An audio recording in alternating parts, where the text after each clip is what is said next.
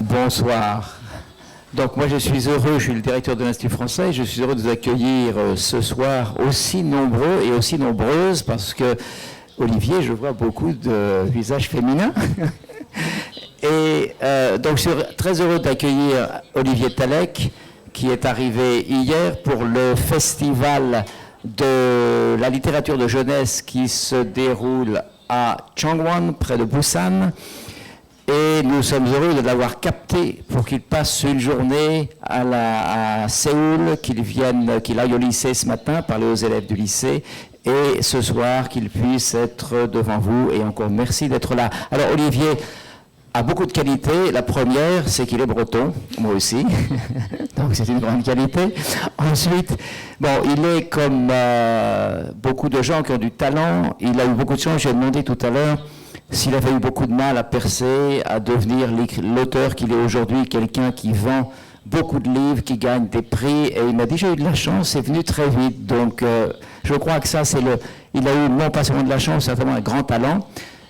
Vous connaissez ces livres, moi j'en ai regardé il y a pas très longtemps, mais c'était vraiment, j'ai découvert des dessins magnifiques, d'une grande poésie qui doivent, je souhaiterais encore avoir des enfants de 3 ans pour leur lire vos livres. Il travaille donc, il fait des albums, il travaille aussi, il fait de la bande dessinée, il fait aussi de l'illustration pour les journaux, pour Le Monde, pour Libération. Donc il touche un peu à différents aspects de son travail d'illustrateur.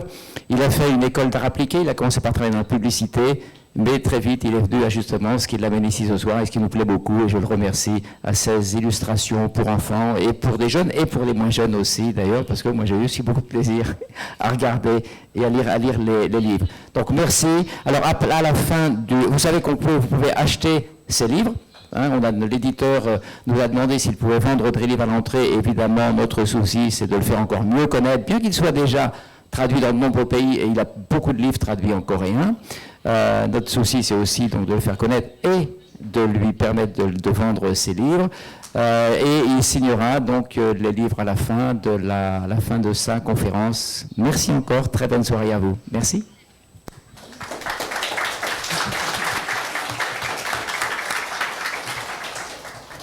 이제 제 차례인가요?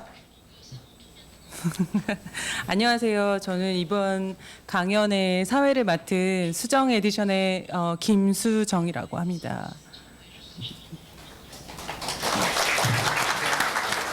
오늘 올리비아 탈렉 씨가 이렇게 일방적인 강연회가 아니라 여러분과 대화를 하는 강연회를 하고 싶어 하신다고 해서 그런 위주의 사회를 보기 위해 제가 중간에 꼈고요. 네. 그동안 여러분들이 만나 뵙기가 한국에서 쉽지 않았던 작가인데 이 자리를 빌어서 궁금한 것들을 다 물어볼 수 있는, 또 대화를 나눌 수 있는 교류의 장이 되기를 바랍니다.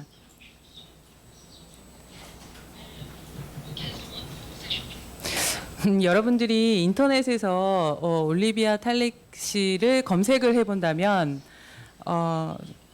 충분히 찾을 수 있는 몇 가지 사실을 혹시 찾아보지 않았을 분들을 위해서 간단하게 말씀을 드리면, 이분이 1970년생이시더라고요. 한국 나이로 믿으실지는 모르겠지만 굉장히 동안이세요. 네. 근데 한국 나이로는 무려 44. 생일이 안 지났다면 프랑스 나이로 아마 42 정도 되셨을 거예요. 알려진 대로 듀페레 응용미술학교 출신이라고 돼 있고, 졸업 후에 그래픽 디자이너로 활동을 하시다가 2000년 후에 어린이 책 일러스트레이션을 시작을 하셨다라고 정보를 찾아볼 수 있어요. 간단하게. 근데 되게 재미있는 거는 정보를 찾다 보니까 미국에서 이분을 소개할 때는 지금까지 50여 권을 출간한 작가다. 홍콩에서 소개를 할 때는 60여 권을 출간한 작가다. 한국에서 소개할 때는 80여 권을 출간한 작가다. 도대체 진실이 뭐죠? 그래서 여러분들하고 오늘 처음 만나는 것 같아서 탈렉 씨가 오늘 자신의 작품과 함께 자기를 소개하는 자리를 조금 시간을 가지려고 합니다. 그래서 그 이후에 그 얘기를 들어보고 여러분들이 궁금한 점 또 작품에 대한 이야기를 나눠보도록 하겠습니다. 근데 그 전에 도대체 여태까지 출간한 권수가 정확히 몇 권 정도 되시는 거죠? Je suis incapable de répondre à cette question parce que je sais pas du tout. Je pense que ça doit être entre les deux, je dirais entre 60 et 70 peut-être, voilà. 네, 그렇군요.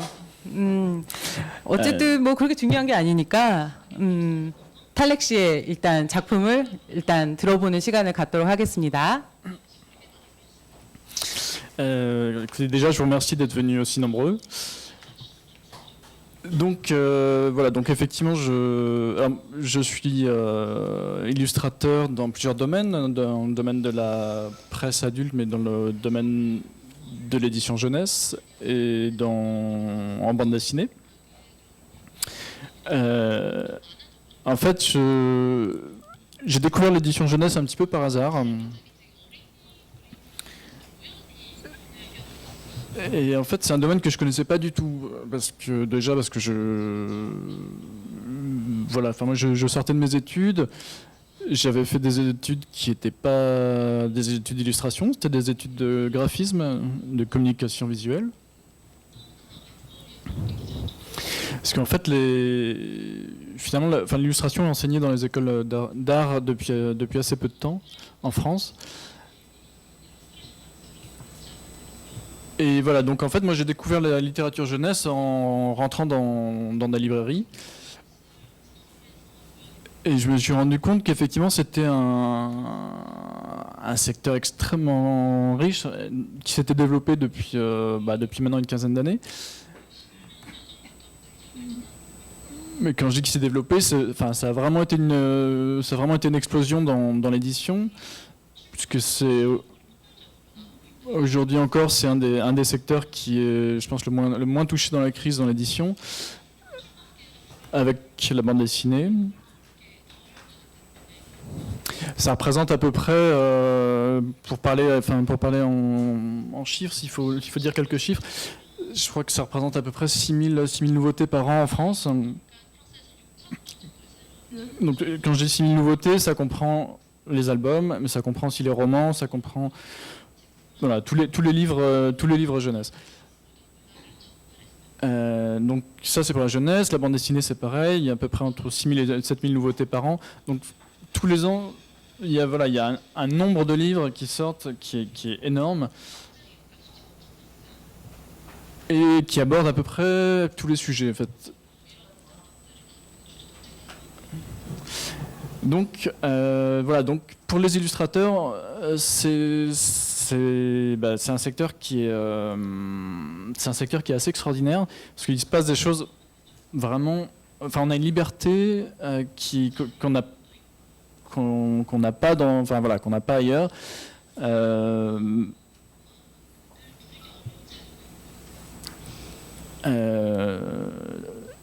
Donc en fait voilà, donc l'édition jeunesse c'est quand même le secteur pour lequel on est extrêmement libre, c'est un domaine qui a vraiment explosé. Moi j'ai commencé donc en sortant d'école à aller voir les éditeurs, à démarcher, et en fait j'avais quelques dessins sous le bras qui étaient même pas forcément des dessins jeunesse. Et je suis allé voir les éditeurs un par un, voilà, en leur proposant quelques dessins, en leur demandant si éventuellement c'était possible d'illustrer quelques albums. Moi, je travaille au départ, je travaille avec des auteurs. C'était vraiment des travaux de commande. Donc les éditeurs m'envoyaient des textes et voilà, j'illustrais ces textes. Aujourd'hui, ça a un petit peu évolué dans la mesure où déjà j'ai la chance de pouvoir choisir mes textes et de pouvoir de plus en plus travailler avec des auteurs, on va dire, sur du long terme. C'est-à-dire,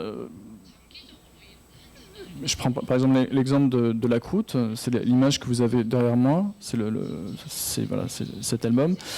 C'est un texte de Charlotte Moonlick. Charlotte, c'est une personne avec qui j'ai fait 3-4 albums et avec qui, a priori, je vais continuer à travailler. Parce que, voilà, il y a vraiment quelque chose qui s'est créé entre auteur et illustrateur. Et c'est plus qu'un travail d'illustration, c'est vraiment un travail de co-auteur, en fait. Parce que pour moi, ce qui est important dans les albums, c'est vraiment le rapport qu'il y a entre le texte et l'image. Quand je dis le rapport texte-image, c'est... pour moi, il ne s'agit pas d'illustrer un texte, il s'agit de se l'approprier, souvent je dis de l'oublier même. C'est-à-dire que moi, j'ai une façon de travailler qui est la suivante, c'est que je lis un texte, et puis je le mets vraiment de côté, et j'essaie de travailler avec les souvenirs que j'ai de ce texte. Pour une raison qui est toute simple, c'est justement pour éviter une redondance entre le texte et l'image. Pour moi, un bon album, c'est un album dans lequel on va trouver des choses qui sont dans le texte, qui ne sont pas dans l'image, et inversement, des choses qui sont dans l'image, qui ne sont pas dans le texte.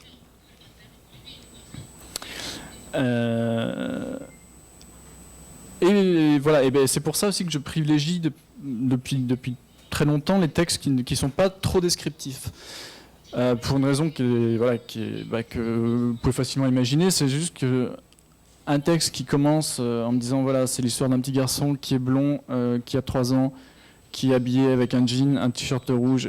Et là, tout de suite, pour un illustrateur, ça devient un peu compliqué parce qu'on se sent tout de suite très, très bloqué. Voilà, dans tous les albums que vous avez ici, sont des textes justement qui laissent une liberté immense à l'illustrateur. C'est-à-dire que ça va être à l'illustrateur d'inventer les personnages, d'inventer... Il n'y a pas de description physique des personnages, il n'y a pas très peu de description même de l'univers dans lequel ils évoluent. Il y a une série qui est pour moi qui est importante, qui est dans mon travail, qui s'appelle Grand Loup, Petit Loup, qui est une série de 3 albums, qui est traduit en coréen. Ces 3 albums, en fait, quand j'ai reçu le texte de Grand Loup, Petit Loup, du premier Grand Loup, Petit Loup, qui est un texte de Nadine Brincombe, en fait, je ne connaissais pas du tout cet auteur, je ne l'avais jamais rencontré. Et l'éditeur m'a appelé en me disant, écoute, j'ai un texte à te proposer, mais je te préviens, il ne se passe rien. Et effectivement, en lisant le texte, finalement, c'est une histoire d'amitié entre 2 personnages qui sont des loups. Mais en même temps, il ne se passe pas grand-chose, mais en même temps, il se passe aussi énormément de choses. Mais tout est dans le ressenti, tout est dans les sentiments que le grand loup a pour le petit loup et inversement. Donc là, pour moi, ça, c'est vraiment un texte où il y a énormément de matière, énormément de choses à travailler pour un illustrateur. Et donc voilà, ça c'est vraiment, pour moi, sont des textes qui sont des vrais cadeaux parce que c'est des textes sur lesquels on peut vraiment s'amuser. Pareil pour La Croûte, qui est un album que je considère comme important dans mon travail, mais qui est un album très difficile. Parce que c'est un album qui parle de la mort d'une maman, d'une mère, et c'est raconté à la première personne par un petit garçon. Donc c'est un sujet qui est très peu abordé en littérature jeunesse. Et moi je trouvais important de travailler aussi sur ce genre de texte, parce que ce petit garçon, en fait, il parle de la mort de sa mère à travers toutes les étapes et à travers toutes les émotions par lesquelles il passe. Ça va de la colère à la tristesse, naturellement. Et voilà, et pareil, c'est un texte qui est énormément sur les sentiments de ce petit garçon, et du coup, une fois de plus, pour un illustrateur, moi je trouve qu'il y a vraiment un vrai travail à faire en illustration sur un texte comme ça.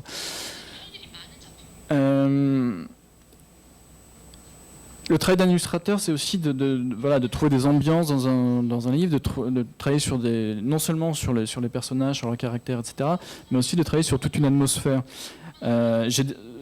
Pour La Croûte, en fait, quand j'ai lu ce texte, pour moi, c'était évident que j'allais l'accepter. Après, il fallait que je trouve une façon d'illustrer. C'est-à-dire que pour moi, quand je reçois un texte comme ça, c'est un peu comme une question qu'on me pose, et il faut que je trouve une réponse graphique. Mais c'est la même chose en presse, c'est la même chose en bande dessinée, c'est la même chose. Le travail d'illustrateur, c'est tout ça, pour moi, ce sont des mondes qui sont finalement assez séparés. C'est-à-dire que très souvent, quand on est illustrateur de presse, on n'est pas illustrateur en jeunesse, ou peu. Et très souvent, quand on fait de la jeunesse, on ne fait pas de bande dessinée, ou peu. Je veux dire, étonnamment, c'est assez cloisonné. Et en même temps, je trouve que tous ces métiers, finalement, sont la même chose. On raconte des histoires. Et on les raconte, que ce soit dans un dessin unique, pour un dessin de presse, que ce soit dans une bande dessinée, ou que ce soit dans un livre jeunesse. Après, la narration se fait pas de la même façon, mais le travail est le même, c'est-à-dire que c'est une question qu'on nous pose et à nous de trouver une réponse graphique. Donc La Croûte, c'était aussi une question qu'on me posait, et il fallait trouver donc cette réponse. Et moi, je trouvais qu'un texte comme celui-ci, il fallait trouver des images fortes. Et c'est pour cette raison que j'ai décidé de bichromie avec ce rouge et ce blanc. Parce que, alors souvent on me dit, mais est-ce qu'il y a une symbolique à cette couleur ? Moi, pour moi, il n'y avait pas de symbolique. Après, je trouve intéressant que des livres aussi aient plusieurs niveaux de lecture. Je veux dire, si on y voit une symbolique, c'est très bien. Moi, c'était simplement uniquement graphique, et j'ai vraiment envie d'avoir des images fortes et travailler à partir c'est presque un travail d'affichiste avec l'utilisation de cette couleur. Donc voilà, donc ça c'est une partie de une grosse partie de mon travail, où c'est un travail, on va dire, de collaboration avec des auteurs que je connais ou que je ne connais pas. Et une deuxième grosse partie de mon travail, c'est un travail d'auteur. Moi, je travaille aussi sur des histoires, mais j'écris pas. Souvent, on me pose la question, on me dit, mais pourquoi est-ce que vous n'écrivez pas vos histoires ? Parce que pour moi, le travail d'écriture, c'est un autre travail. Pour moi, c'est vraiment un travail particulier. Le travail d'écriture jeunesse en particulier, c'est un travail qui paraît très simple, mais qui est très compliqué. Ce sont des textes qui demandent d'être extrêmement concis, être extrêmement précis. Et je pense que c'est pas parce qu'on est bon auteur adulte qu'on sera forcément un bon auteur en jeunesse, et inversement. Donc le travail d'écriture, c'est pour moi un travail que je trouve compliqué. Et voilà, souvent on me dit, mais pourquoi est-ce que vous n'écrivez pas vos histoires ? Mais en même temps, étonnamment, on ne retourne jamais la question en disant, mais aux auteurs, mais pourquoi est-ce que vous dessinez pas, pourquoi est-ce que vous illustrez pas vos histoires ?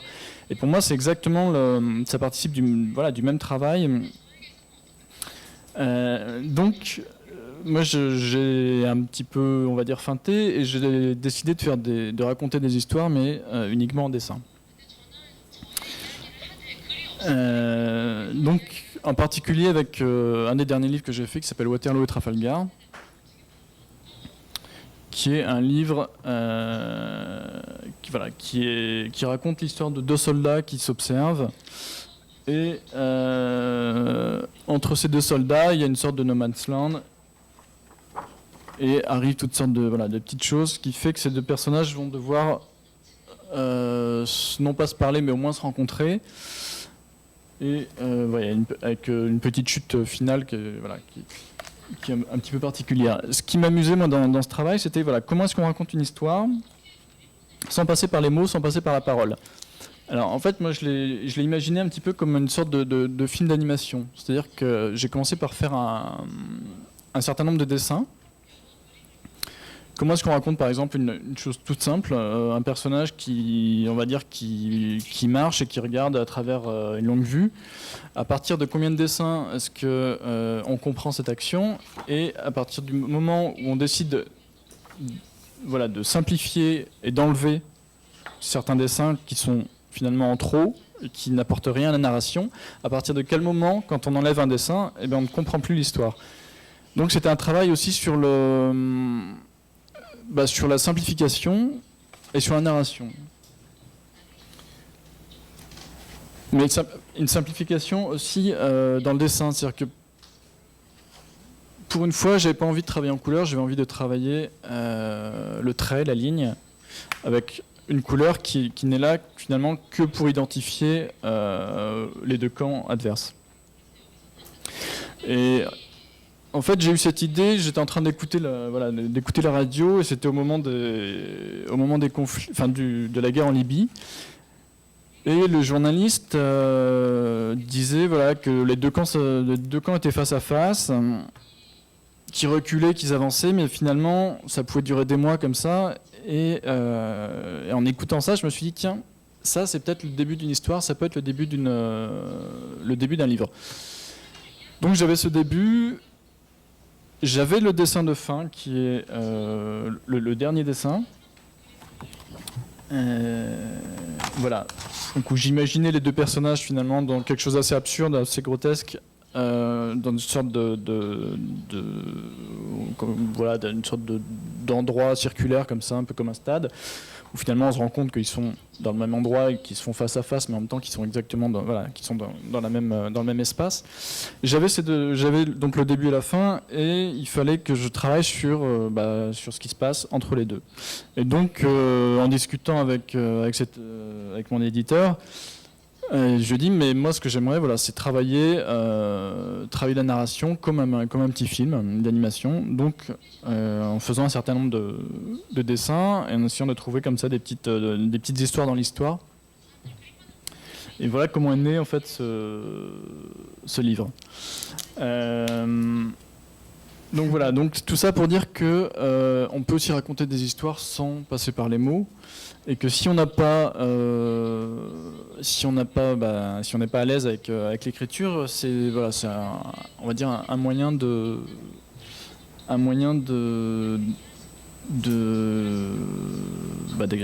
raconter des histoires. Ce travail, c'est un travail un petit peu particulier. C'est vraiment ce que je trouvais amusant aussi, c'était d'aller jusqu'au bout de quelque chose un peu absurde, en donnant à ces deux personnages des Waterloo et Trafalgar, qui sont des noms de batailles françaises, batailles en plus où on a perdu. Donc je trouvais ça un petit peu amusant de jouer sur le nom Waterloo, qui sonne un petit peu comme un prénom, comme un nom propre, et Trafalgar aussi. Je trouvais que c'était un peu amusant de trouver une petite connotation comme ça, qui sont un petit peu, qui sont entre les deux. Quand on travaille sur un livre comme ce livre, c'est aussi un travail sur le. Je dis toujours qu'un livre on le fait pas tout seul, c'est-à-dire que c'est un travail de discussion constante avec l'éditeur, que ce soit celui-là d'ailleurs ou que ce soit les autres. Puisque moi j'ai aucun contact avec les auteurs, même quand ce sont des gens que je connais très bien, je préfère n'avoir qu'un seul interlocuteur, c'est mon éditeur. Et donc c'est un travail de discussion, c'est une discussion constante sur on va se poser la question du format, on va décider ensemble d'un format, on va décider ensemble du choix d'un papier, d'un choix de typographie, de la fabrication du livre. Tout ça, c'est un échange qui se fait au fur et à mesure pendant qu'on crée ce livre. Il y a des choses parfois qu'on décide pas tout de suite. Je pense aux couvertures de Grand Loup Petit Loup, par exemple. Il y a tout un travail sur le titre. Ça, c'est un travail qui est fait par le directeur artistique, mais c'est aussi un travail voilà, où j'ai travaillé sur la typographie. Donc un livre, voilà, c'est aussi quelque chose qu'on fait à plusieurs, qu'on fait même si au final on se retrouve tout seul face à ce texte, mais c'est quand même, on a quand même voilà, une discussion permanente avec le directeur artistique, et avec l'éditeur. Quand je dis je préfère pas travailler avec les auteurs, c'est pour une raison très simple. C'est, comme on peut l'imaginer, voilà, quand un auteur écrit un texte, il a des idées aussi très précises sur ses personnages, sur l'univers qu'il a écrit, qu'il a créé. Et ces idées, ça va pas du tout être les mêmes que les miennes. Donc voilà, donc moi je préfère n'avoir qu'un seul interlocuteur qui est donc mon éditeur, plutôt qu'avoir une discussion à trois. Quand je disais tout à l'heure que le travail d'auteur, c'est un peu un travail de co-auteur aussi, je voudrais prendre l'exemple du 3e album de Grand Loup Petit Loup. En fait, on avait déjà fait 2 albums sur ce même thème, avec ces 2 personnages, dans un univers où il ne se passe pas grand-chose. Nadine a décidé d'écrire un 3e texte qu'elle m'a proposé, et pour moi se posait effectivement le problème un petit peu là de commencer un petit peu à tourner en rond. Donc je me suis dit, comment est-ce que je vais trouver cette fameuse réponse graphique à ce texte. Le texte était une histoire toujours très simple, avec Petit Loup qui à un moment disparaît, et Grand Loup qui part à sa recherche. Et donc j'ai décidé de travailler aussi pour le coup sur l'idée d'une ville qui se construit autour de l'endroit où ils vivent, c'est-à-dire sous un arbre. Et en fait, cette ville, par exemple, n'est pas du tout présente dans le texte. Nadine n'en parle jamais. Elle parle juste, par exemple, de Grand Loup qui traverse un bois. Et pour moi, ce personnage qui va traverser un bois, ça peut être traversé, pourquoi pas une ville. Ce que je veux dire, c'est que le travail de l'illustrateur, c'est aussi d'aller parfois un peu plus loin dans le texte, quitte à avoir des images qui ne sont pas en totale correspondance avec le texte. Même s'il n'y a pas de contresens, c'est juste essayer d'aller un tout petit peu plus loin par rapport au texte.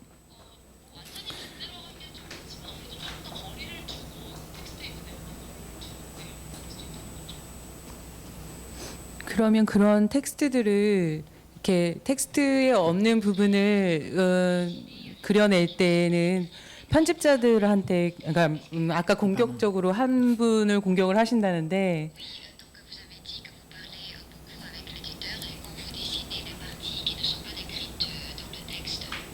그분하고의 어떤 교류를 통해서 이런 부분들을, 글에 묘사되지 않은 부분들을 결정을 해서 그리신다는 건가요?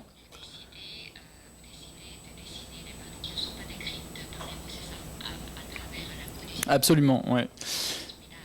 En fait, je suis allé voir l'éditeur et je lui ai dit, je lui ai proposé cette idée, en lui demandant de soumettre cette idée à l'auteur et voir ce que l'auteur en pensait. Donc donc c'était juste après, on a eu une décision commune qui était effectivement d'orienter le texte vers cette solution. 그럼 글 작가하고 둘이서만 이렇게 얘기를 해서 편집자한테 우리의 의견을 주는 게 아니라 뭐 셋이서 얘기를 한다거나 아니면 편집자하고 의논한 걸 글 작가한테 보낸다거나 어떤 형식을 주로 취하시는지 좀 궁금하네요.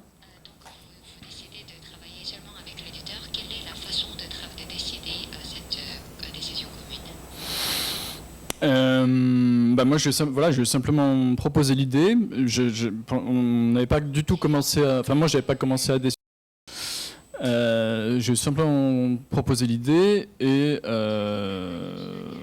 l'éditeur a juste appelé l'auteur en lui disant voilà, Olivier aimerait travailler de cette façon. Et voilà, Nadine, pour elle, posait aucun problème et trouvait que c'était plutôt une bonne idée. Et ça, voilà, ça s'est fait très simplement. Mais voilà, mais moi je préfère qu'il y ait ce passage par l'éditeur parce que je trouve ça plus compliqué de travailler en aimant avec un auteur que je ne connaissais pas à l'époque et de proposer ça à l'éditeur. 아, 그래서 되게 출판사가 좀 제한되어 있으신 것 같아요.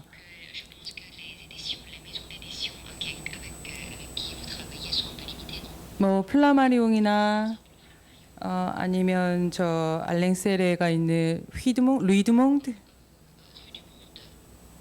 같은 몇몇 출판사하고만 일을 하시는 건 그거는 편집자하고의 관계가 중요시 여겨서 그런 건가요?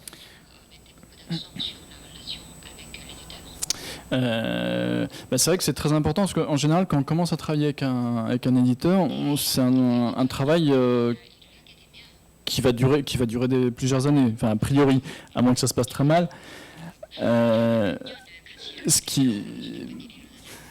Moi, je trouve ça important d'entretenir cette relation qui est une relation aussi de confiance. C'est-à-dire qu'il y a un moment où l'éditeur vous fait confiance et inversement.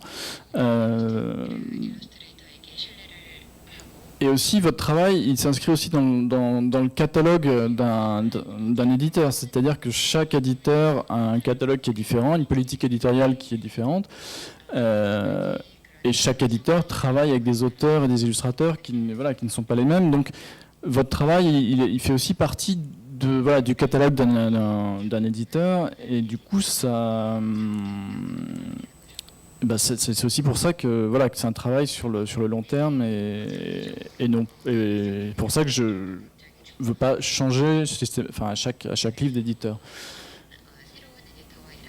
Et c'est aussi un travail quand je dis un travail de confiance aussi, moi je travaille avec des éditeurs qui savent, qui connaissent mes goûts pour certains textes, qui savent quel type de texte je cherche et donc ils vont me proposer aussi certains types de textes.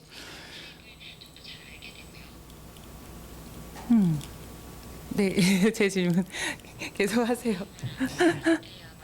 Mais après, le travail avec un éditeur, c'est aussi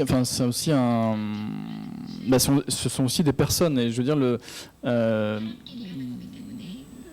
moi, souvent on me dit d'ailleurs, mais vous travaillez avec plusieurs éditeurs. Oui, parce que chaque éditeur, comme je disais, un catalogue qui est différent. Moi, j'ai aussi envie d'avoir plusieurs... C'est-à-dire que quand je propose un livre comme celui que j'ai montré, Waterloo et Trafalgar, je vais le proposer à certains éditeurs et pas à d'autres, en fait, parce que je sais qu'il va rentrer dans le catalogue de certains éditeurs, que pour d'autres éditeurs, c'est un livre qui sera peut-être plus compliqué et qui sera pas forcément accepté. Je sais que, par exemple, j'ai fait une série qui s'appelle Rita et Machin, qui, malheureusement, je crois que je n'ai pas de visuel. Si, voilà, c'est ça.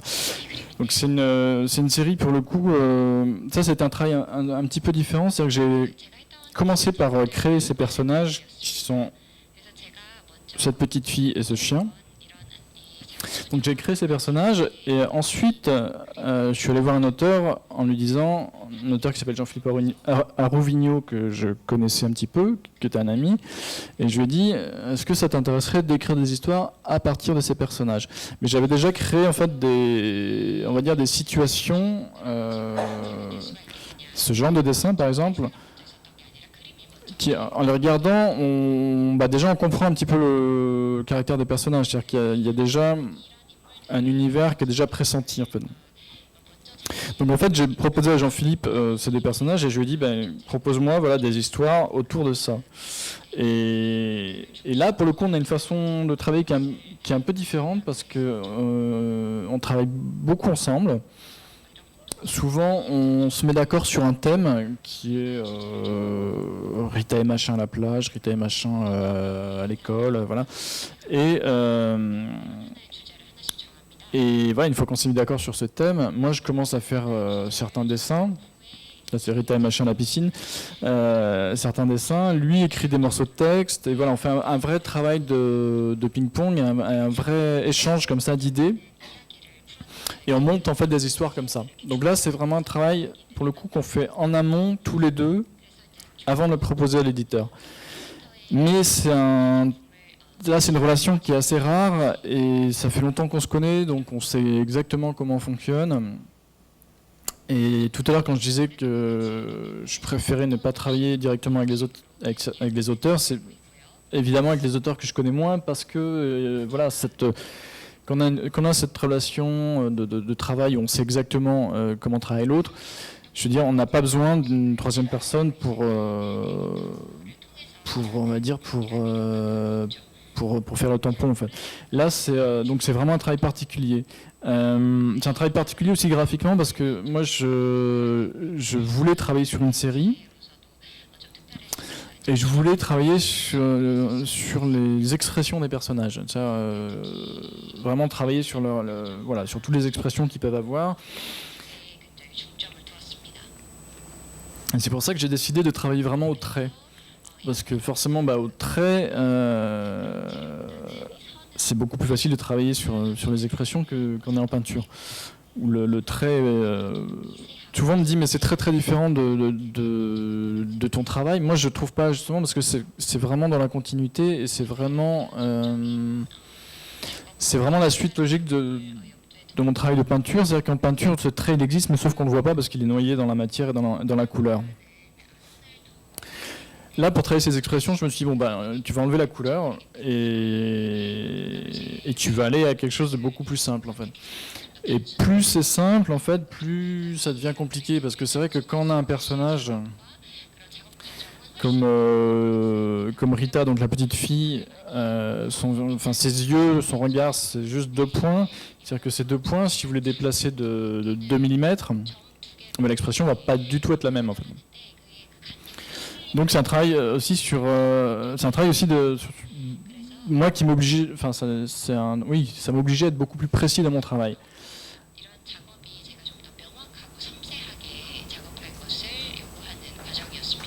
Et voilà, quand on a commencé à travailler sur ces personnages, en fait, c'est marrant parce qu'on n'imaginait pas tout ce qu'il y avait autour. C'est-à-dire que quand je disais tout à l'heure quand on crée un personnage, on ne crée pas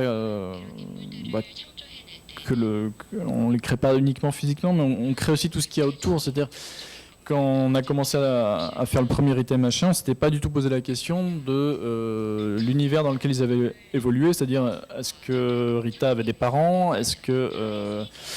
Comment j'allais les représenter ? Est-ce qu'ils vivaient dans une maison, dans un appartement ? Voilà. Donc toutes ces questions qui se posent au fur et à mesure quand on travaille sur une série. Et non pas sur un one-shot, sur un album seul. Et par exemple, les parents, ou tous les adultes, même quels qu'ils soient, on a décidé de ne représenter que les jambes, en fait. C'est-à-dire qu'on ne voit jamais les visages des adultes, parce qu'on est vraiment à hauteur des enfants. Et du coup, on voit juste des jambes qui évoluent, mais les adultes on ne voit jamais leur visage. Voilà, donc tout ça sont des choses auxquelles on ne pense pas forcément au départ quand on crée ce couple de personnages, et tout ça se monte au fur et à mesure, en fait. Et voilà, donc aujourd'hui Rita et Machin, on a fait à peu près une quinzaine d'albums, je crois, une quinzaine d'histoires qui sont traduites dans une quinzaine de pays aussi. Il y a eu un dessin animé qui a été fait pour la chaîne de télévision japonaise NHK. Donc en fait, tout ça c'est pour dire qu'à partir d'un petit croquis au départ, un petit crayonné, c'est vrai qu'on a développé tout un univers de personnages. Voilà, ça ce sont par exemple des planches de recherche sur une nouvelle série sur laquelle je travaille en ce moment avec un auteur qui s'appelle Laurent Rivleg, qui est l'histoire d'un petit garçon et de 3 extraterrestres. Donc le premier album vient de sortir chez le même éditeur, chez Flammarion.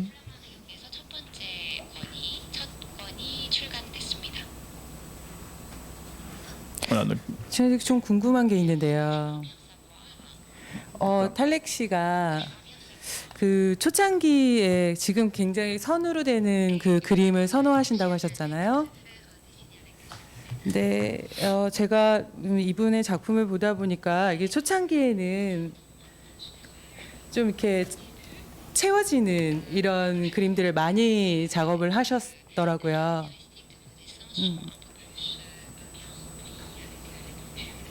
네, 컬러도 많지는 않지만 그래도 지금보다는 좀 풍부한 그런 작업들을 많이 하셨었는데 정확하게 제가 지점을 못 잡겠지만 2005년도 정도서부터 탈렉 씨의 그 작품이 굉장히 간결해지고 선형의 위주로 좀 변하고 있다라는 생각이 들어서 지금 작품들이 이제 점점 색이 절제되고 공간을 구성해 나가는데 선 위주로 구성을 하게 된 어떤 계기가 있었는지 좀 궁금합니다. mais la raison, c'est ce que je disais tout à l'heure. C'est vrai que ça a été pour travailler plutôt sur un petit peu plus sur l'expression des personnages et du coup avoir un petit peu plus de précision dans mon dessin. Et cette précision, du coup, pour arriver à cette précision, ça impliquait on va dire de travailler un peu moins en peinture, mais un peu plus en dessin.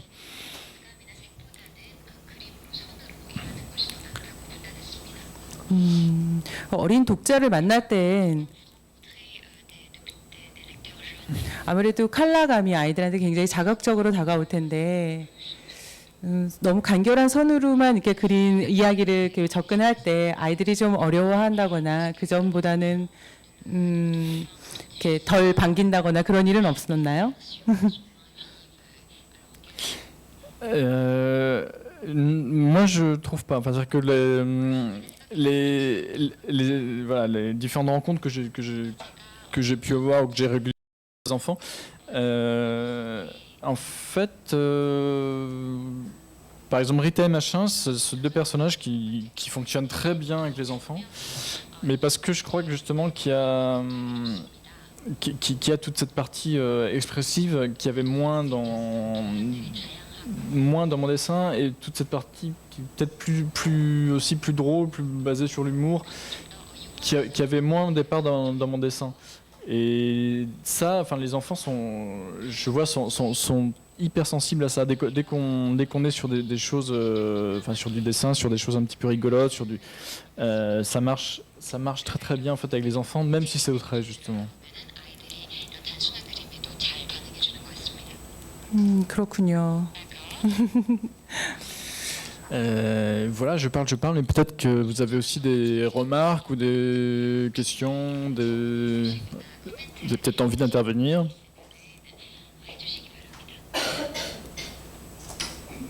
C'est pas une obligation. 에이.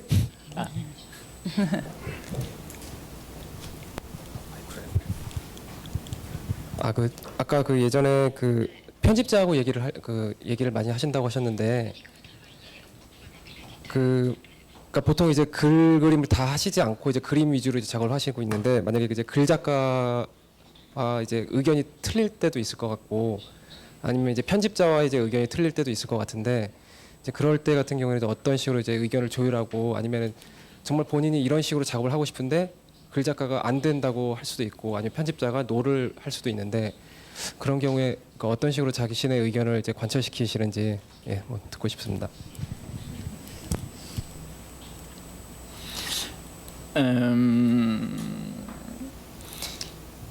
J'ai des moyens de pression énormes sur mes éditeurs.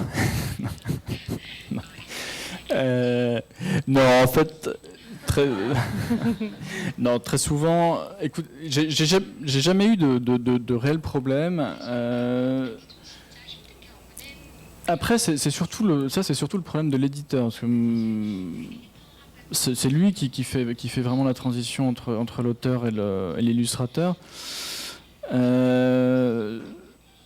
Voilà. Après, moi, je suis assez souple dans mon travail, donc c'est vrai qu'on réussit toujours à trouver des compromis. Je veux dire, si vraiment il y a il y a un vrai conflit, on va dire, sur un personnage ou sur ce genre de choses. Je veux dire, moi, on réussit toujours à trouver une solution. Je veux dire, après, le métier d'illustrateur, je pense, ça demande quand même d'être très souple. Et voilà, il faut pas. Après, il faut pas rester non plus bloqué sur des positions. Je sais que par exemple, tout à l'heure, quand je parlais de l'album de Grand Loup Petit Loup, qui se passe, enfin, où il y a cette ville qui se construit autour de l'arbre sous lequel vivent les personnages. Au départ, c'est vrai que l'auteur ne savait pas trop quoi en penser. Et voilà, moi j'ai avancé un petit peu dans le travail et je lui ai montré des images qui étaient celles-ci, qui étaient quasiment finies. Et qui l'ont juste qui l'ont convaincu et qui l'ont conforté dans le fait que ça fonctionnait, que finalement ça fonctionnait assez bien. Donc après, parfois, il faut aussi montrer faut montrer des choses et que ce soit pas uniquement une discussion. Il faut aussi montrer à un moment des recherches, même pourquoi pas des choses qui sont très avancées.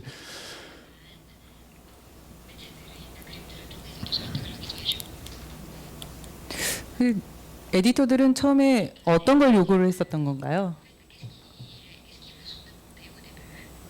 어땠으면 좋겠다라고 얘기를 했는데 그거를 반하고 설득을 시켰던 건가요? En fait, ils m'ont rien demandé. Ils m'ont proposé ce texte et finalement, c'est là où je dis aussi que c'est un travail de confiance, c'est-à-dire qu'ils m'ont laissé très libre. Et moi, j'ai en plus une façon de travailler qui est un peu particulière quand je travaille en peinture comme ça, c'est que je ne fais pas de crayonné. C'est-à-dire que j'apporte à l'éditeur un travail qui est quasiment fini. Mais toutes mes images, s'il y a le moindre problème, je dis toujours que je suis prête à retravailler, à les refaire, etc. Donc je commence par apporter en général 2 ou 3 planches qui sont quasiment finies et qui vont montrer un petit peu l'orientation du livre. Et voilà, donc moi quand je reçois un texte, en général j'en discute un petit peu avant avec l'éditeur en lui disant tiens, j'aimerais bien aller vers ça ou j'aimerais bien travailler ça plutôt dans ce livre. On en discute un petit peu et après vraiment je me lance et je travaille directement en peinture sans faire de crayonné. Mais voilà, c'est vrai que c'est un travail de confiance. Ouais.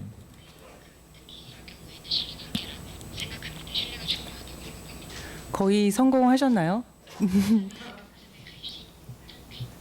J'ai réussi à quoi? À les convaincre ou à...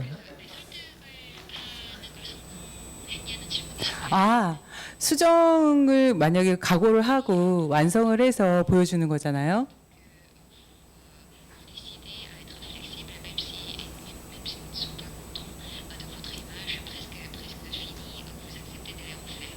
Oui. 물론 신뢰관계를 갖고 가긴 하지만 의견이 갈릴 때도 있기 때문에 전 장면이 아니더라도 한두 장면 정도 요구에 의해서 혹은 타협점을 찾아서 고쳐질 수가 있었을 텐데 뭐 지금은 이제 그런 신뢰관계가 많이 쌓여서 계속 하시겠지만 처음에 수정을 얼마나 많이 해본 경험이 있으실까라는 궁금점이. Oui, absolument. C'est vrai que, en plus, moi, c'est vrai que comme je disais tout à l'heure, j'ai une façon de travailler qui est un peu particulière parce que comme je veux qu'il y ait une vraie séparation texte-image, je dis souvent que je ne travaille pas du tout avec le texte à côté. Ce qui fait que je travaille avec les souvenirs que j'ai du texte. Mais parfois, ça peut parfois me jouer des tours, comme je montre cette image parce que c'est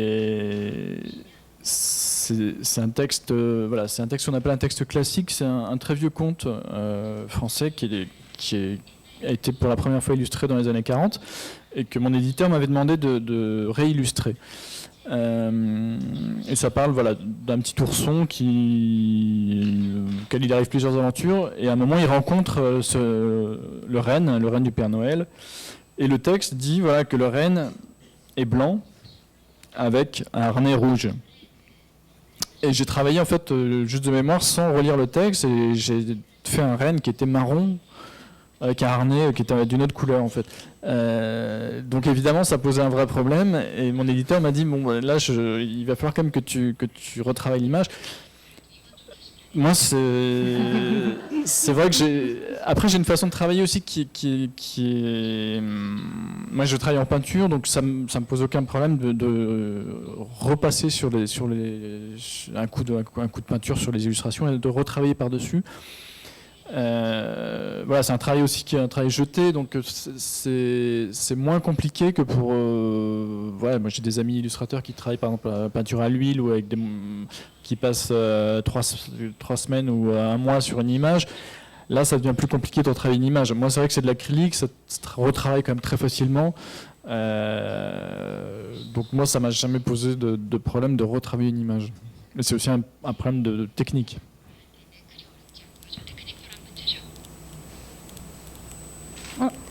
뒷분이 먼저 오셔서 그 다음에 여기 앞에 분 저 파란색 옷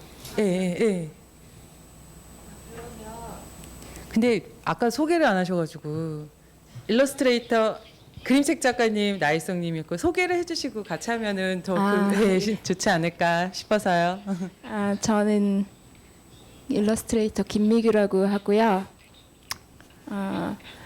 그러면 보통 한 작품 하실 때 그 소요 기간이 어느 정도 되는지 궁금합니다.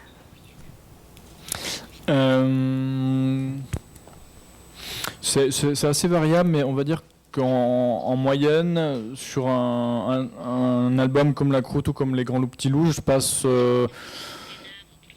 1 mois et demi, 2 mois.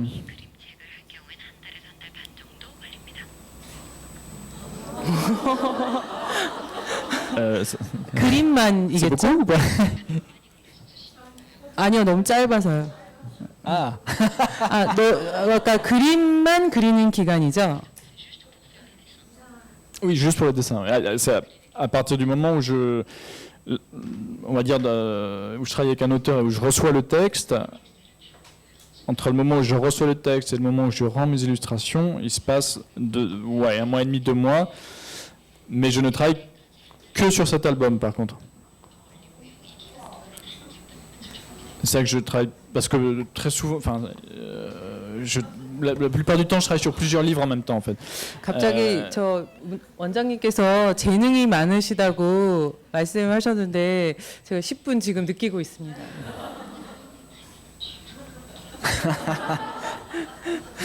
Pour la rapidité, c'est pas forcément le talent.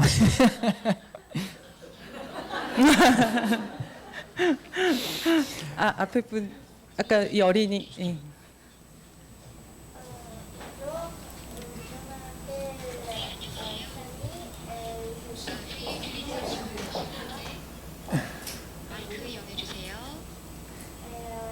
J'ai 14 ans et je veux être un écrivain, mais je pense que illustrer, c'est construire une histoire quand même, mais dans le dessin. Et alors, je vais questionner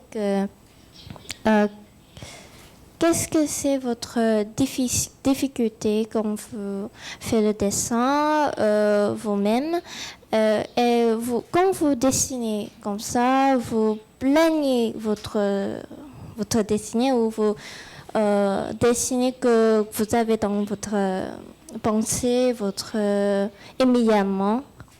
Voilà. En fait, ça dépend vraiment des textes. Il y a des textes où, dès que je le lis, je sais exactement comment vont être mes illustrations. Je sais exactement quelle ambiance j'ai envie de donner au livre et comment vont être les personnages. Et il y a des textes sur lesquels J'ai une idée, mais je ne sais pas exactement. Donc en général, je les lis, je les laisse passer du temps. Je peux laisser passer plusieurs mois et y réfléchir, commencer à faire des recherches.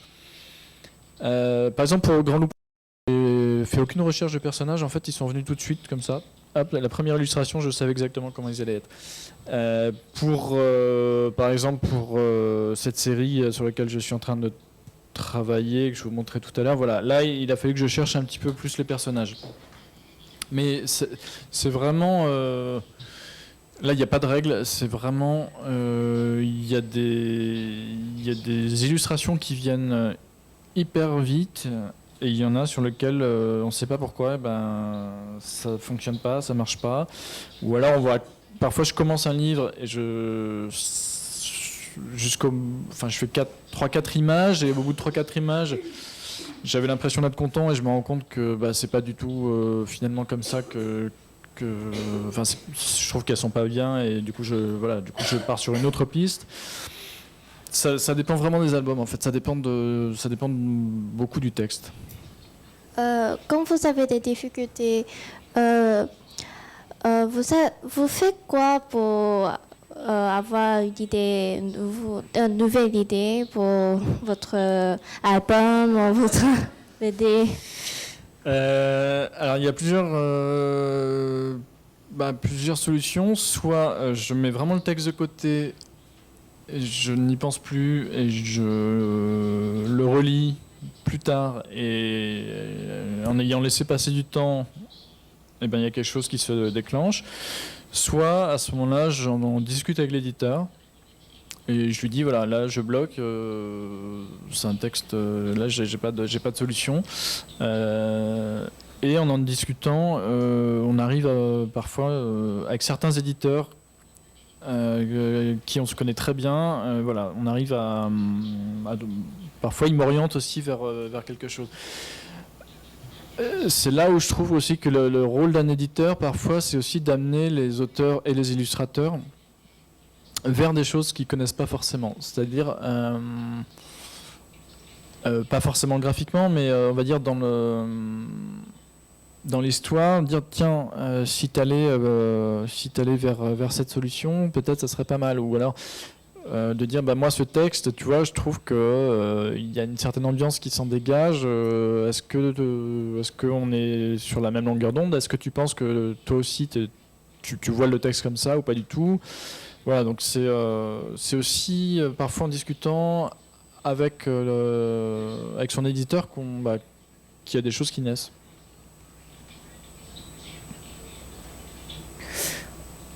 제가 알기로는 영화 여행광이라고 네, 근데 아까 좀 이해는 됐어요. 한 달 반 만에 작품을 그리시고 언제 여행을 그렇게 다니시나.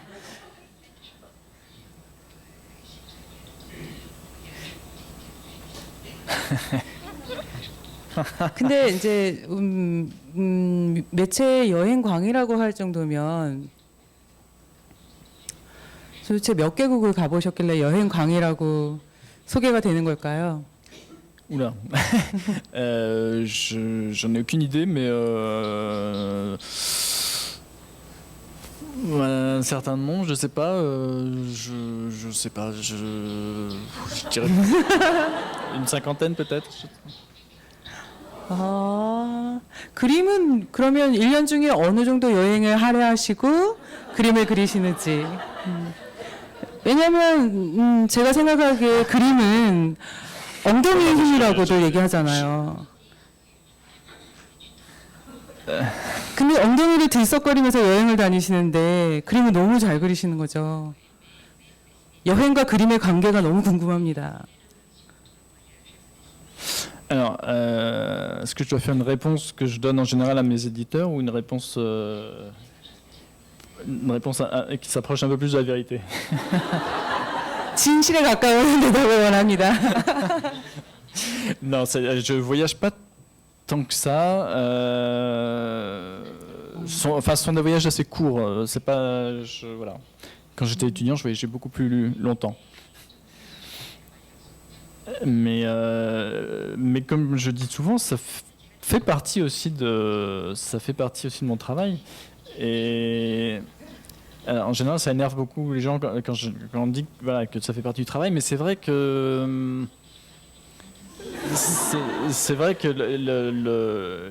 l'imaginaire d'un auteur, il se nourrit du quotidien, il se nourrit moi des voyages, je trouve ça extrêmement important. Et voilà, on se nourrit du quotidien, de ce qu'on voit, de ce qu'on entend.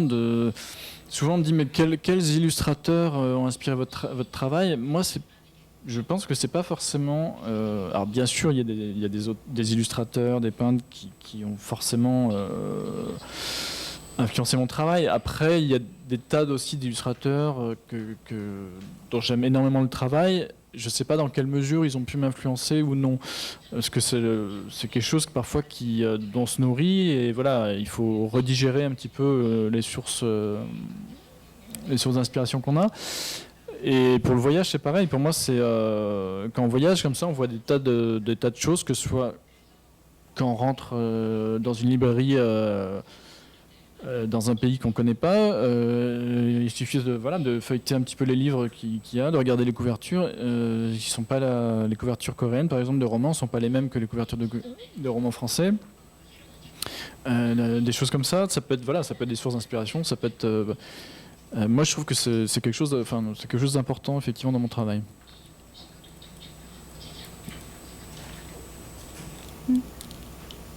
네, 이쪽 아까 손 드셨죠? 네.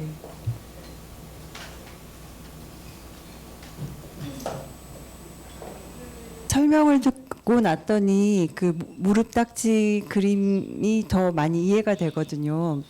그러니까 텍스트를 생산하실 때, 그러니까 그림 작업을 하실 때 텍스트를 그러니까 읽고 나서 그 이미지로 작업을 하신다고 하셨는데, 그렇다면 그리고 또 캐릭터를 완전히 다시 새롭게 재창조를 하시는데, 그러면 텍스트를 만든 작가로부터 그러니까 어떤 캐릭터의 이미지에 대한 그러니까 의견들은 반영이 되는 건지 그런 부분이 좀 궁금하고, 그리고 캐릭터를 완전히 재창조하고 난 다음에 그리고 그 부분에 대해서 작가에게도 얘기를 하게 되는지, 계속 처음에 얘기를 하실 때는 작가와 에디터와 그러니까 그림 작가 이렇게 세 분의 관계가 굉장히 중요하다고 들었는데, 점점 갈수록 텍스트 생산하는 작가의 그 역할들은 굉장히 사라져 버렸다는 생각이 들더라고요.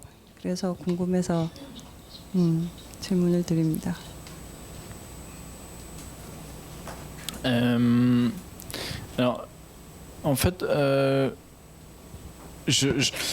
pour moi, l'illustrateur est autant auteur d'un texte, même s'il ne l'a pas écrit.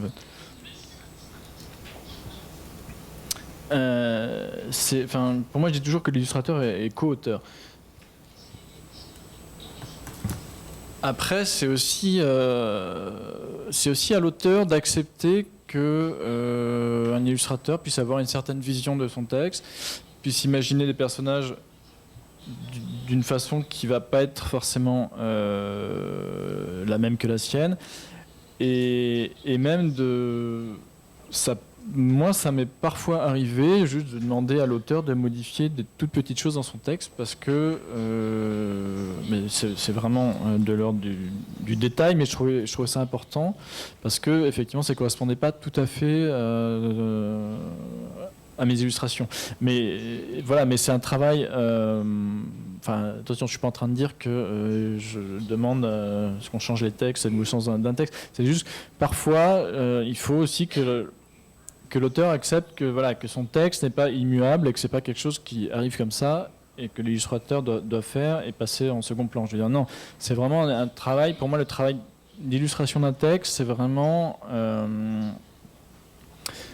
une appropriation d'un texte. Donc à partir du moment où on s'approprie un texte, et à partir du moment où on donne une vision de ce texte, et il faut accepter qu'il y ait des choses qui vont être un petit peu différentes de la façon dont l'auteur l'envisage.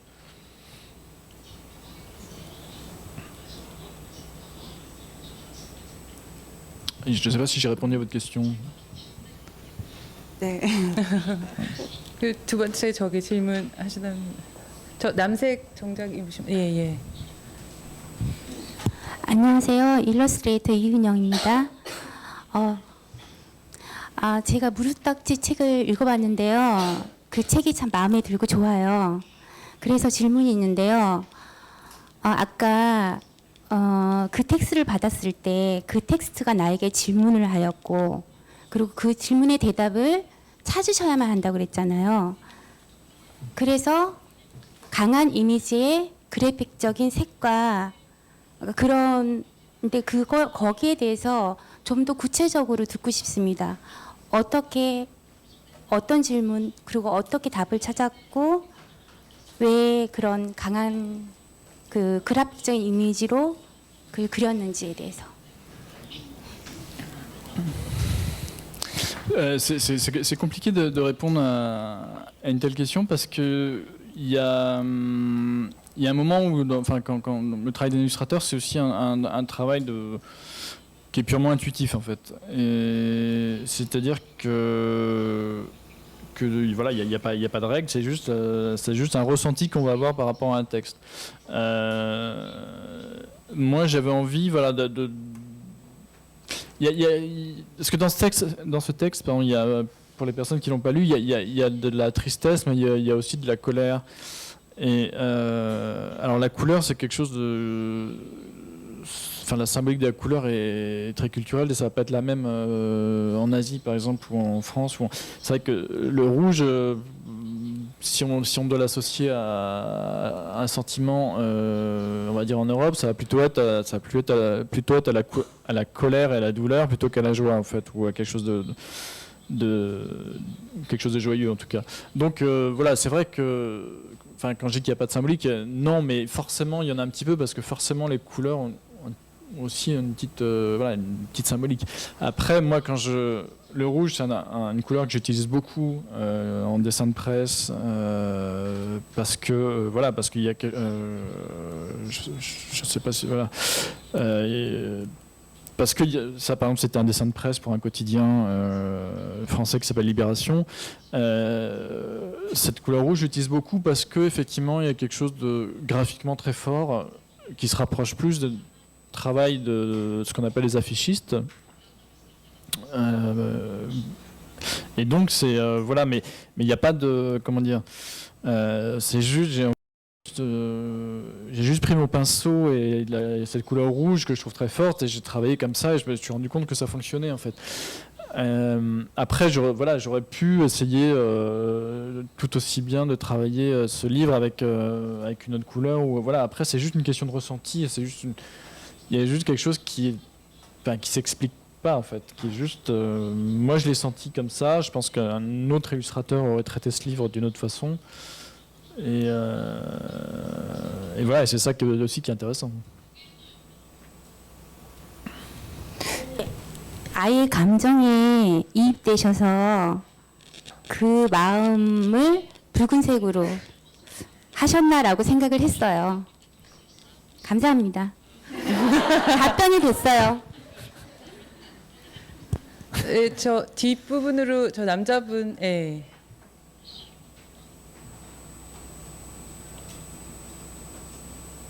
안녕하세요. 일러스트레이터 무카라고 합니다. 작가님께서 이제 프랑스에서도 우리나라 한국 작품들이 소개된 것들이 있다면 뭐 보신 것이 있는지, 그리고 또 그 중에서 좀 인상적이셨던 작품이 있는지 좀 듣고 싶고요. 만일 뭐 저희 한국 작품이 없다면 이제 아시아권 작가들의 어떤 작품 중에서 인상적인 게 있는지 듣고 싶습니다. Alors en fait moi j'ai un gros problème, c'est que je retiens pas les noms propres, enfin pas uniquement les noms propres coréens, mais même en français j'ai du mal. Et oui, effectivement il y a des ouvrages coréens en jeunesse, en particulier chez mon éditeur Flammarion, il y a on va dire un petit département, enfin une petite maison d'édition qui était créée, qui ne travaille qu'avec la Corée. Alors en général, c'est soit un illustrateur coréen et un texte d'un auteur français, ou l'inverse, un texte coréen, je crois, avec un illustrateur français. Et cette maison s'appelle Shanok. Et voilà, et voilà, ça, du coup, je connais un petit peu la production de cette maison d'édition. Maintenant, malheureusement, je serais incapable de me souvenir des noms des illustrateurs. Parce que moi, je suis quelqu'un qui fonctionne avec l'image, donc c'est vrai que je me souviens très bien des images et des visuels, mais je retiens pas les noms, en fait. 어떠셨어요? 그래서? Ah, je trouve ça très bien. Je trouve que je trouve que c'est une très bonne idée et je trouve que je crois que c'est une collection qui marche plutôt bien. 아마도 탈렉 씨가 얘기하는 그 시리즈는 플라마리옹에서 흡수된 임프린트 찬옥이라는 임프린트가 있습니다. 원래는 소규모로 시작을 했었고 한국 책을 수입해서 내고 또 나중에는 플라마리옹 흡수가 되면서 한국 작가를 이제 모셔서 기획을 해가지고 프랑스에서 직접 출간하는 그런 작업을 했던 시리즈입니다. 지금도 계속 되고 있는 걸로 알고 있고요. 네? 안 한대요? 아, 네, 안 한다고 합니다. 그 뒤에 여자분 아까 손 드셨죠? 네.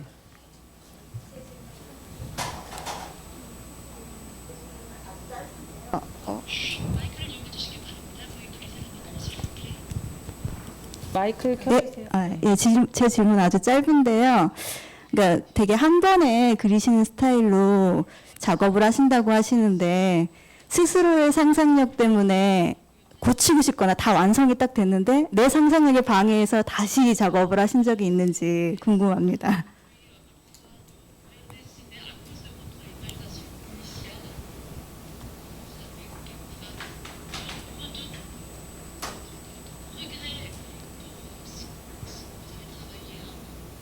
Pardon, j'ai pas.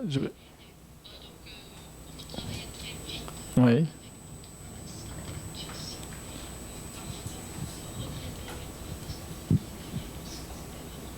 Ah, sur le moment, non. Après, quand je regarde effectivement mes premiers livres, c'est évident que je les ferai pas du tout comme ça aujourd'hui.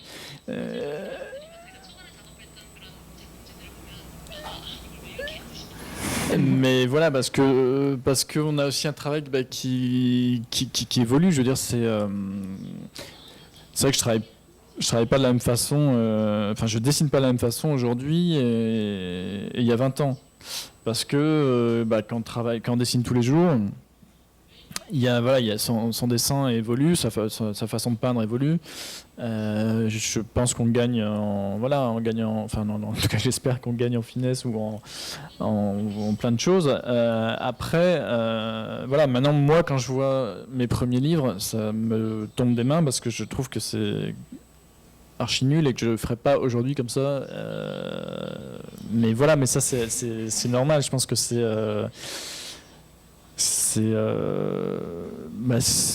comme les gens qui écrivent. Je pense qu'ils n'aiment pas forcément relire les premiers livres qu'ils ont écrits parce que le travail d'écriture évolue aussi au fur et à mesure que l'on travaille. 저 또 궁금한 게 있어요. 저랑 연배가 좀 비슷하시거든요. Je ne sais pas. 네. 더 늙어 보인다는 뜻인가요? Ah non, j'ai pas dit ça. Non, non, non. 아, 근데 제가 자랄 때는 한국에 그림책이라는 분야가 거의 없었어요. 만화가 이렇게 복제돼서 이렇게 볼 수는 있었어도 지금 보는 그림책의 형식은 없었거든요. 근데 동년배긴 하지만 프랑스에서는 자라실 때 이런 그림책을 보시면 자라셨죠? Oui, alors le secteur était beaucoup moins développé à l'époque, il y avait beaucoup moins de livres, mais il y avait déjà effectivement des éditeurs qui, en particulier Flammarion, enfin les albums du Père Castor sont des très vieux albums. Je pense, et d'ailleurs ce qui est assez amusant, c'est que j'ai eu, je me souviens quand j'étais enfant, un livre qui s'appelle Mishka, et cet éditeur en fait m'a demandé de réillustrer cet album, parce que c'est un album qui a été illustré en 1940 ou 42, enfin par là, et qui n'avait jamais été réillustré. Et donc quand Flammarion m'a envoyé cet album, il m'a dit voilà, il faut que tu le réillustres. Pour moi c'était un peu compliqué parce que j'avais eu ces images quand j'étais enfant, et du coup j'avais ces images en tête. Et je connaissais parfaitement le texte, mais il fallait, voilà, c'est ce qu'il y a derrière moi, c'est l'histoire de ce petit ourson dont je parlais tout à l'heure. Et il fallait donc que je crée un nouveau personnage, mais que je connaissais étant enfant. Donc oui, effectivement, j'avais quelques livres, mais aujourd'hui, c'est vrai que la production a énormément évolué, enfin complètement explosé par rapport au nombre de livres que j'avais. Oui.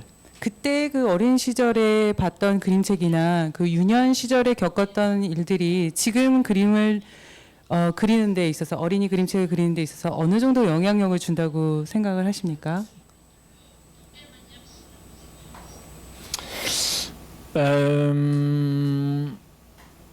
Je suis pas sûr que ça m'influence en fait.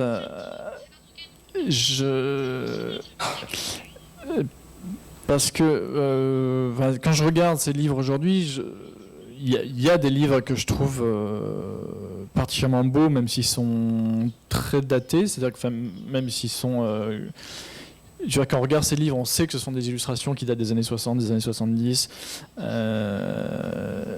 et qui sont particulièrement, enfin moi que je trouve incroyables et que je trouve que sont vraiment des chefs-d'œuvre.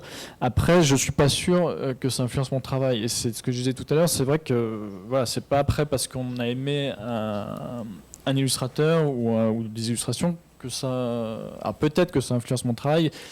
Je sais pas exactement comment. C'est très dur après aussi de savoir en quoi ça nous a influencé et comment ça ressort dans notre travail.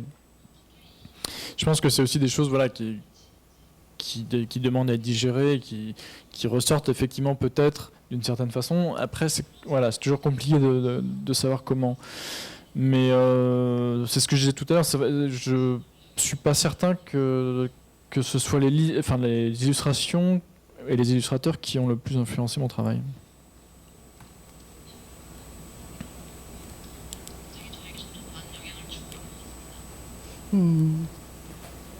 저기 먼저 드신 분. 네. 네, 저는 일러스트레이터고요. 저는 작업할 때 어떤 컴퓨터 작업, 수작업 있으면 제 작업이 데이터로 남는 게 싫어서 주로 수작업을 이제 고집하는데, 근데 요즘에는 혹시 컴퓨터 작업을 하면 훨씬 이제 뭐 스펙트럼도 좀 넓고 일 작업에 있어서 좀 쉬운 점도 있고 한데, 아까 작가님 작품에서도 잠깐 어떤 컴퓨터 작업을 같이 한 것도 잠깐 보이더라고요. 아까 광고 일러스트레이션. 예, 어떤 그런 수작업과 어떤 컴퓨터 작업에 대한 어떤 그런 견해는 어떻게 되시는지, 그리고 예, 작업 기간이 짧으신데 혹시 팁이라도 있으면 빨리 끝낼 수 있는. 네.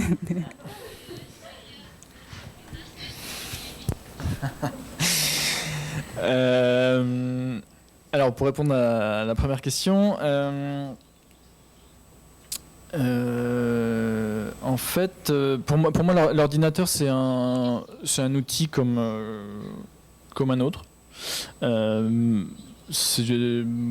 Après, c'est à chacun de trouver quel outil il est le plus à l'aise. Moi, j'ai été graphiste pendant des années, j'ai passé beaucoup de temps derrière un écran d'ordinateur, donc c'est vrai que j'avais envie juste de revenir à quelque chose de plus traditionnel. Et c'est vrai que dans l'illustration, moi qui travaille en peinture et au trait, c'est vrai que dans la peinture, il y a vraiment quelque chose de, voilà, il y a quelque chose de physique, il y a quelque chose que moi, c'est vrai que j'adore ça, j'adore le fait de peindre, j'adore travailler avec un pinceau, et c'est vraiment quelque chose, une façon de travailler qui me convient. Après, voilà, il y a des tas d'illustrateurs qui travaillent uniquement en numérique. Il y a voilà, chacun après. Je crois que c'est juste. Je crois qu'il n'y a pas d'un côté une façon de travailler traditionnelle et de l'autre une façon de travailler qui serait plus numérique.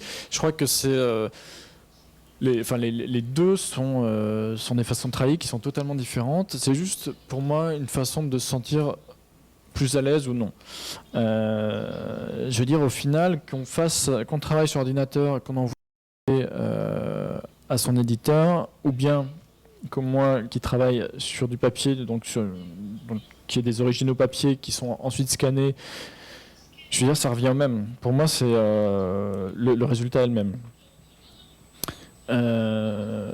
C'est pour ça que c'est comme le livre numérique. Je veux dire, pour moi, le livre numérique, c'est une façon de travailler qui va être différente. Ça ne veut pas dire que ce sera la mort du livre papier. Je pense que ça sera deux choses différentes. Voilà, c'est juste une façon. Ça va développer des façons de travailler qui vont être autres. Et c'est tout. Je pense qu'il ne faut pas avoir peur du numérique, ou il ne faut pas considérer que travailler avec un pinceau, c'est une façon totalement obsolète. Je pense que c'est juste, voilà, des façons de travailler qui sont différentes.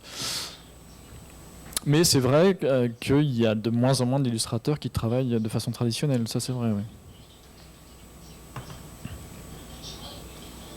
Moi, c'est vrai que je passe moins de temps. Enfin, je pense être plus rapide à travailler avec un pinceau qu'à travailler derrière un ordinateur. Mais après, c'est à chacun de se sentir à l'aise avec l'outil qu'il utilise. C'est vrai que je me sers de l'ordinateur uniquement en presse, parce que, comme souvent c'est imprimé sur un papier qui est de mauvaise qualité, je modifie les couleurs, c'est-à-dire que je booste un peu les couleurs, je cherche un terme que je n'ai pas trouvé. Enfin bref, je contraste, voilà. Je contraste à mort les couleurs pour que ça puisse ressortir à peu près correctement quand ce sont des quotidiens comme Le Monde ou comme Libération. Je sais que j'ai besoin de retravailler les couleurs avant d'envoyer mon fichier. Mais voilà, ça c'est juste, pour moi, voilà, c'est uniquement un petit problème technique et c'est tout. Après, il y a des illustrateurs aussi qui utilisent les deux, qui commencent à travailler on va dire à la main, manuellement, et qui scannent leur dessin, qui retravaillent après, où on arrive à une sorte de technique mixte en fait. Donc voilà, mais c'est uniquement un outil de travail, l'ordinateur. 그 옆에 손 드셨던 분 질문 진행하실 건가요?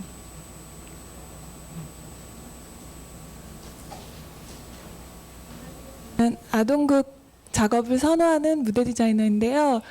다른 게 아니고 저희 같은 경우는 작업을 한번 하면 끝나고 합평회를 꼭 가지고 대부분 거기에서 피드백을 굉장히 명확하게 하는 편입니다.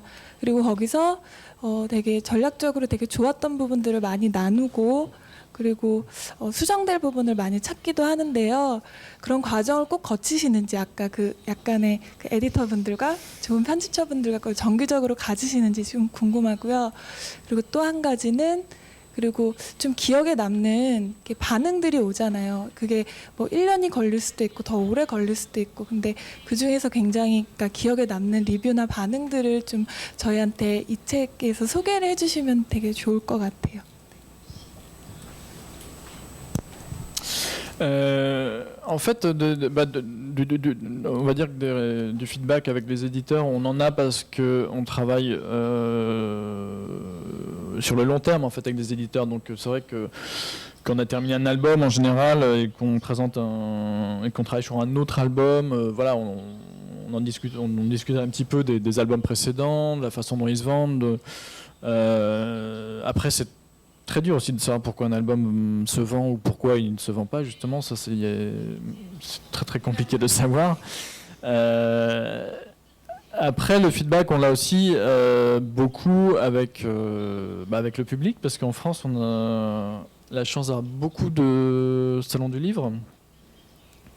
Aujourd'hui, quasiment toutes les villes moyennes, voire les petites villes, voire parfois les villages ont un salon du livre. Il y en a énormément. Et on est énormément sollicité pour ces salons. Et très souvent, quand on va faire des rencontres, enfin quand on va à ces salons signer des livres, on fait aussi des rencontres scolaires dans les classes, dans les écoles, un jour avant, 2 jours avant. Et donc là, on voit tout de suite avec les enfants si vos albums marchent ou pas, en fait. Voilà, on a cette chance aussi d'être confronté, on va dire, à notre public, qui sont les enfants, très régulièrement.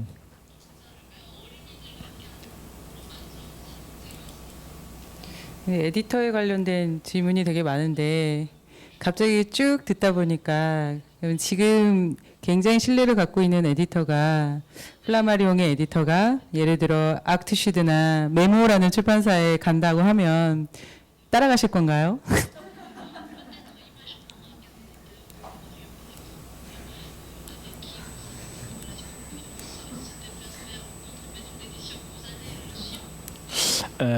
Bah oui, parce que moi je travaille pas avec des éditeurs, je travaille avec des personnes. Donc effectivement, comme ça arrive régulièrement que les gens tournent dans les maisons d'édition, ça m'arrive aussi de changer parfois, de travailler avec des nouveaux éditeurs. Et oui, absolument. Et voilà, c'est vrai que moi, ce qui m'intéresse, c'est de travailler avec des personnes. Ouais. 또 여러분 중에 또 질문이 나올 것 같은데 안 나와서 제가 먼저 물어볼게요. 하실래요? 네, 그럼 먼저 하세요. 게임을 하는 데 있어서 큰 영향을 준 작가나 존경하는 작가나 아니면 스승님이 있는지 궁금합니다.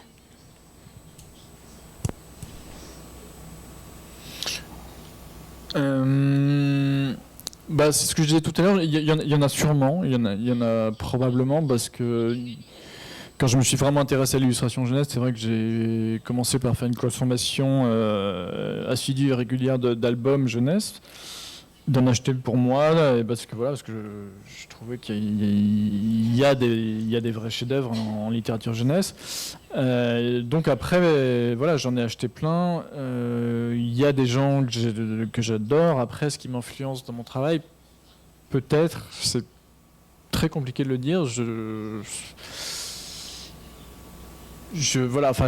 sais rien. Je sais pas. 그 심정은 충분히 이해하는데요. 네. 네, 손 드신 분.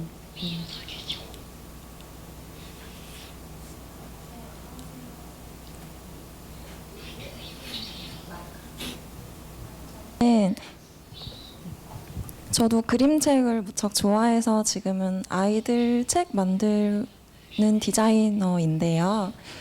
네, 작가님 책을 되게 인상 깊게 봤던 터라서 강연 재미있게 들었고요. 네, 제 질문은 아까 이제 작가분과 에디터분과의 협력 관계가 중요하다고 말씀을 하셨는데 거기에 디자이너는 언급이 되지 않아서 혹시 또 작가님께서 디자인을 전공을 하시고 일도 하셨었잖아요. 그래서 그 그림책 작업에서 디자이너는 어느 정도 개입을 하는지 그리고 또 장기적인 관계가 있으신지 궁금하고요. 네, 또 한 가지는 네, 제가 시간이 좀 지나서 제목은 확실하지 않은데 네, 리타 시리즈 중에 약간 겨울에 이렇게 놀러 가서 뭐 크리스마스 관계된 내용이 있었어요. 근데 그 끝에 이렇게 부록처럼 봉투 안에 종이로 이렇게 크리스마스 트리랑 애들을 만들어서 갖고 놀 수 있는 장치가 있었는데 그게 작가님의 생각이신지도 궁금합니다. Alors, votre première question, c'est vrai que c'est une très bonne question parce que c'est vrai qu'on n'en parle pas, on oublie très souvent les graphistes, les directeurs artistiques qui ont un rôle extrêmement important.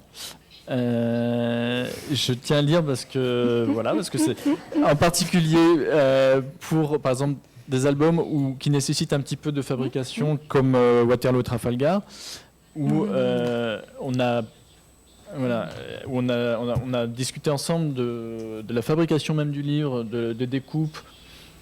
Là, j'ai travaillé avec un graphiste qui est un graphiste freelance qui s'appelle Sébastien Pelon, qui est un graphiste avec lequel qui a fait une grosse partie de mes couvertures. Quand je dis couverture, c'est-à-dire travailler sur la typographie, qui est quand même très important, et c'est vrai qu'on en parle assez peu. Donc oui, là j'ai un travail assez, comment dire, pareil, c'est aussi un travail assez régulier avec cette personne. Il y a en particulier, enfin voilà, il y a aussi des maisons d'édition qui mettent plus ou moins l'accent sur le graphisme.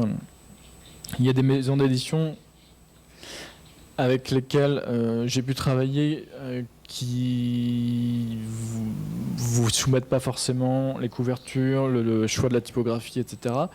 Moi aujourd'hui, c'est vraiment quelque chose pour moi qui est très important, c'est d'avoir aussi un regard sur ça. Enfin, quand j'ai un regard, d'avoir un interlocuteur, donc le directeur artistique avec lequel je peux en parler. Donc voilà, donc oui, c'était important de le souligner. Votre deuxième question, par contre, je me souviens plus. 리타.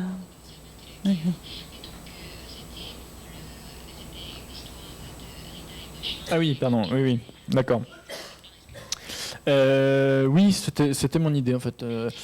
C'est-à-dire que l'éditeur m'avait demandé de réfléchir à un petit quelque chose en plus qui viendrait dans une enveloppe dans le livre. Après, on ne savait pas trop quoi exactement, et voilà, on en a discuté aussi. Pareil, c'était un peu une discussion, et puis parce que voilà, il fallait, je veux dire, un livre aussi, c'est un coût de revient, et c'est calculé avec dans la fabrication de ce livre. Donc effectivement, quand l'éditeur m'a dit qu'il faudrait que tu prévois quelque chose qui se découpe à la fin, moi je suis tout de suite parti sur un truc qui faisait 3 mètres de haut, qui se montait avec des découpes partout. Et bon, voilà, il m'a vite fait comprendre qu'il fallait quelque chose de très simple et quelque chose qui rentre dans le coût du livre. Et on a trouvé cette idée du sapin, de quelque chose qui soit imprimé en la même ce qu'il y avait à l'intérieur du livre, et qui soit une découpe très simple. Et voilà.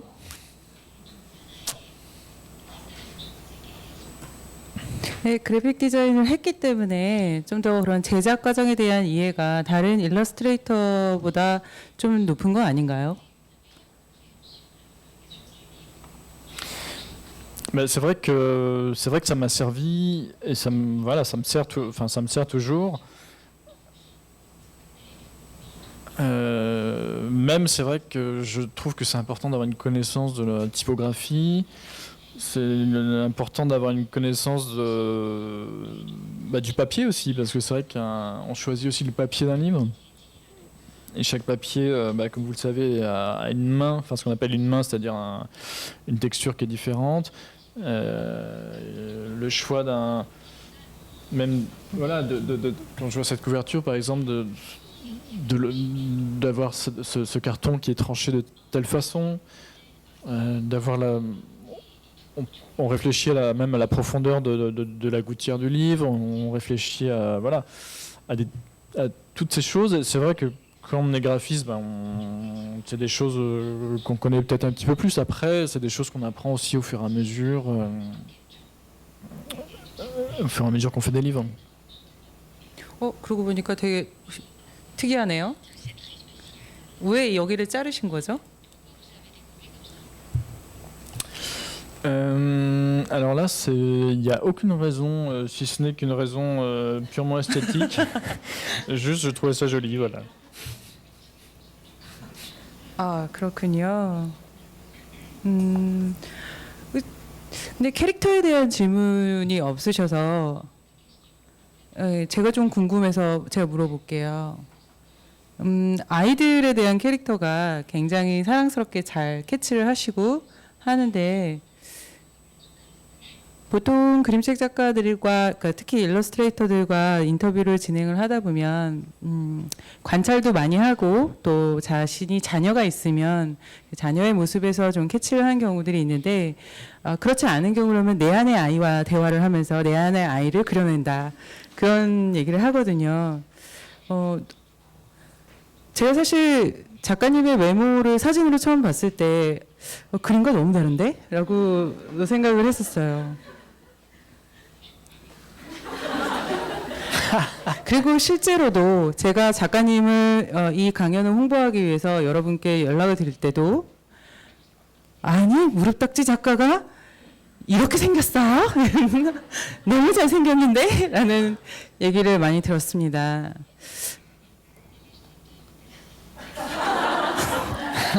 그래서 캐릭터를 그려내는 데 있어서 나만의 어떤 그 솔팅을 하거나 또 대상이 있거나 아니면 일상생활에 아이들을 많이 관찰한다거나 어떤 방법을 취하시는지 좀 궁금합니다. Alors, quand je crée des personnages, en fait, je pense pas à mon public du tout. C'est très égoïste, mais je l'ai fait parce qu'il m'amuse moi d'abord. Et c'est vrai que quand je dessine un personnage, dans une situation où il faut qu'il soit mignon ou dans une situation un peu drôle, il faut d'abord que moi je le trouve mignon et d'abord que ça me fasse rire de le dessiner comme ça. Donc en fait, moi je pense pas du tout aux enfants quand je fais mes livres. Et voilà, ça peut paraître décevant, mais je pense pas tellement aux enfants en fait. Après, il s'avère que ça marche avec les enfants. Mais voilà, moi ça m'amuse d'abord, avant tout ça m'amuse moi de dessiner ces personnages. Et voilà, et c'est voilà. 결국은 작가님 안에 있는 어린이를 끌어낸다라는 외모와 다르게 굉장히 귀여우신 부분이 있다라는 그런 결론에 이르겠습니다. 그죠? Ah bon. Bon, je sais pas comment je vais le prendre. 그림은 다 그 작가를 알게 모르게 다 드러내주잖아요. 근데 작가의 외모하고 너무 다른 형태여서 살짝 궁금했는데 새로운 면모가 숨어 있다라는 걸 발견했어요. 여러분 안 궁금해하셨나요? Alors, moi pour le coup j'ai une question parce que je voudrais savoir comment vous m'imaginiez alors.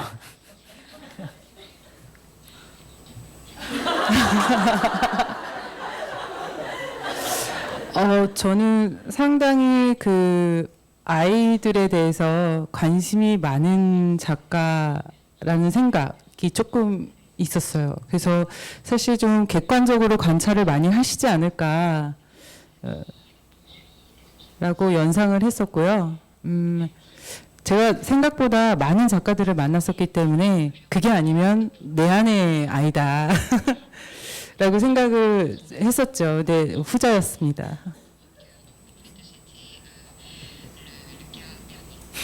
Mais non, mais c'est vrai. Enfin, je voudrais quand même dire que c'est vrai que j'observe quand même beaucoup les enfants quand je dessine. Et c'est vrai que ça me sert par exemple dans dans des livres comme Rita et Machin, où c'est vraiment des croquis très rapides, enfin, où je dois saisir l'expression, je dois saisir vraiment le mouvement et ce genre de choses. Là, effectivement, c'est vraiment un travail aussi d'observation, et c'est vrai que je passe beaucoup de temps aussi à observer. Et après, observer d'ailleurs autant les adultes que les enfants, mais effectivement, oui, c'est vrai que l'observation des enfants sert dans le dessin. 그럼 주로 그 직접 관찰을 하면서 드로잉을 하면서 내 그 그릴 대상이나 혹은 그 영감에 대한 데이터를 축적하고 계신지, 아니면은 뭐 여러 장소를 다니시면서 사진을 많이 찍으시면서 자료를 축적하시는지도 좀 궁금한데요. Alors, c'est vrai que je prends beaucoup de photos, mais ça, après c'est pas forcément, enfin je travaille pas d'après photo, c'est surtout parce que ça me sert beaucoup pour des cadrages. C'est vrai que je trouve que la photo et l'illustration ont ça en commun, voilà, qu'il y a aussi moi dans les illustrations j'aime bien travailler sur des cadrages, donc c'est vrai que je prends très souvent des photos, mais juste avec un portable, juste pour travailler des cadrages ou parce qu'il y a quelque chose qui m'intéresse sur on va dire n'importe quoi, un morceau d'affiche sur un mur, hop, je le prends en photo et c'est plus des bases de données, d'informations qui me servent. Après, je prends pas des photos et je fais pas des croquis à partir de ces photos.